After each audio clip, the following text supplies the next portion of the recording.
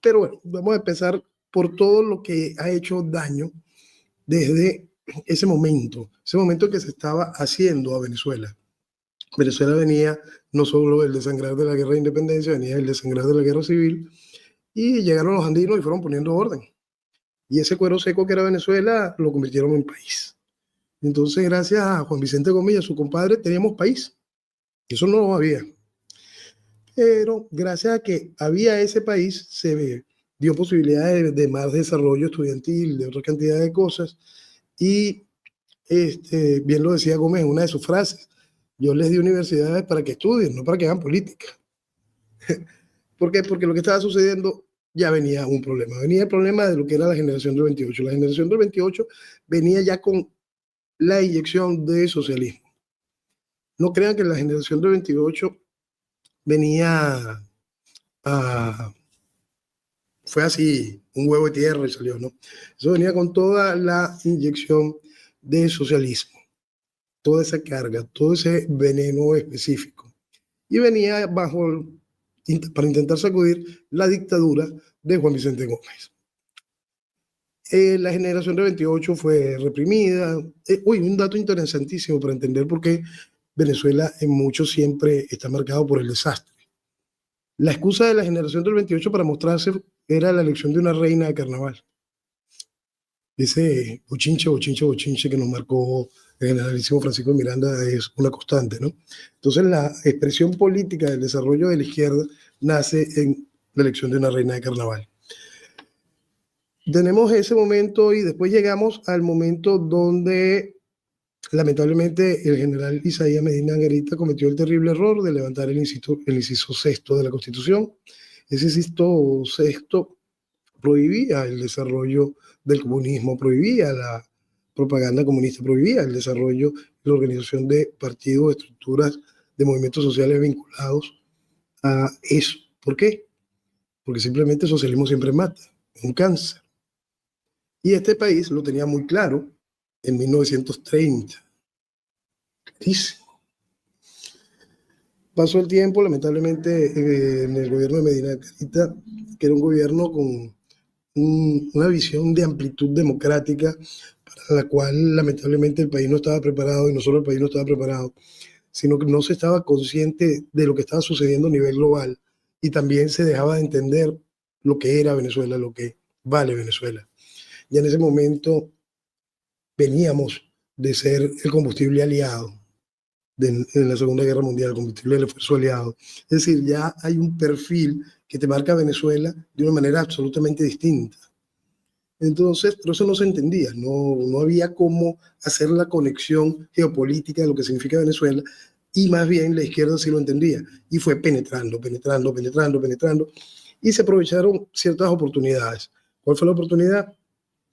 La oportunidad vino dentro del mundo militar, y es en donde está uno de los más grandes errores que se cometió en el país, que es que para derrocar al gobierno de Medina Anguerita, que no debió haber sido derrocado, se utilizó el problema que existía dentro de la Fuerza Armada.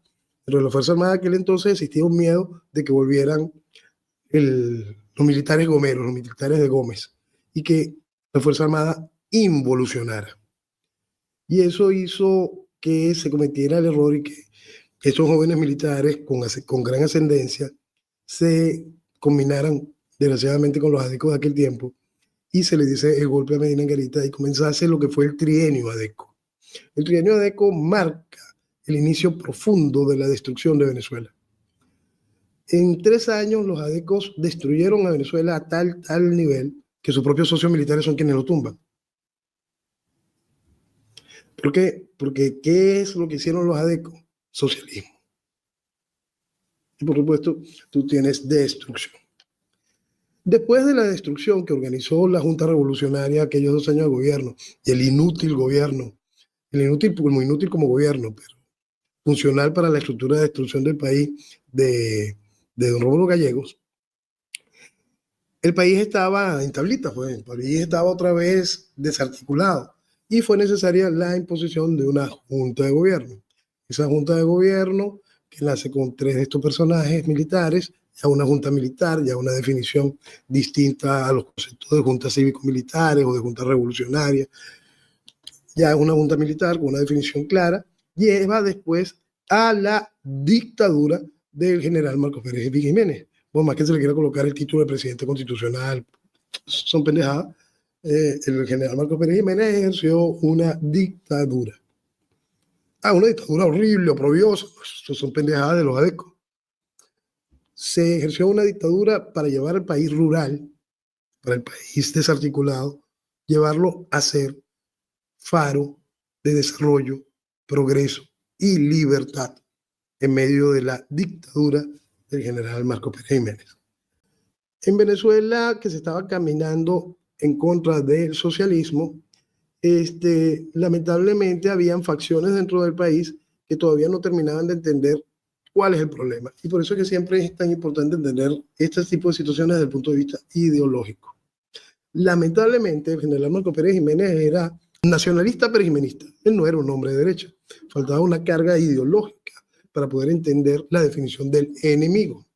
Entonces, cuando la definición del enemigo son estrictamente personas, no se entiende la definición del enemigo como un objeto de pensamiento que está haciéndole daño a la nación, se abre un hueco muy, muy peligroso. Un proceso realmente difícil de manejar. Y ese fue el gran error de general Marcos Pérez Jiménez. Y por eso el proceso socialista logró penetrar parte de la estructura de la Fuerza Armada de aquel entonces. Y lamentablemente, al perder el acompañamiento internacional, porque Venezuela se estaba desarrollando más de lo que el control permitía y Venezuela se estaba abriendo más allá de Venezuela, entonces se le abrió la puerta al desastre de nuevo. Y vino la posibilidad de, lamentable, la caída de la dictadura del general Marcos Pérez Jiménez y la llegada de esta estructura de la pseudodemocracia. Es importante entender que después de la caída del general Marcos Pérez Jiménez, gracias a la Junta Revolucionaria que se instaló, la Junta Revolucionaria de Gobierno que se instaló en aquel momento, presidida por Wolfgang Larrazábal, se le enviaron más armas a Fidel al Sierra Maestra. Y por eso es que Fidel logra tomar La Habana de manera real más rápido. Y la primera visita de Fidel Castro internacional después de tomar La Habana, recién tomándola en enero, fue a Venezuela. Venezuela a agradecer los favores y a ver qué más podía seguir saqueando o empezar a saquear ya hecho gobierno. Mientras nosotros entrábamos en el proceso de la pseudotiranía, bajo la bandera del socialismo, yo creo que es muy importante que la gente entienda, porque aquí hay un eje principal en la historia que se llama Rómulo Betancourt.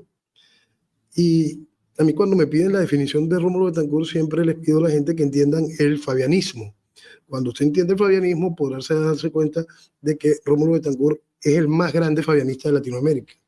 Y podrá comprender cómo fue que ese país, que era faro de desarrollo, libertad y progreso, en el medio de una dictadura, generó tal nivel de destrucción que solo 40 años después, un grupo de irresponsables ponen de gobernante algo como Chávez.